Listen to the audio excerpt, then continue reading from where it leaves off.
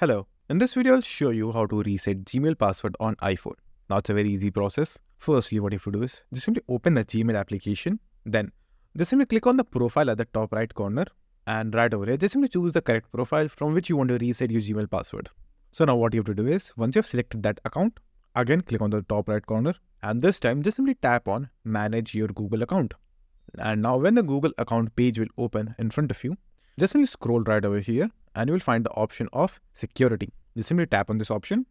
Now right over here you will have the option of changing or resetting your password. If you scroll on over here, you will find a lot of information regarding your Gmail account. Now over here you will also have the option of password. So just simply click on that option. Now right over here, all you have to do is first enter your current password, and after that click on next. Now all you have to do is just simply add a new password that you want and then confirm that password by typing the same password again. And then just simply click on change password. And just like that, your Gmail password is now changed.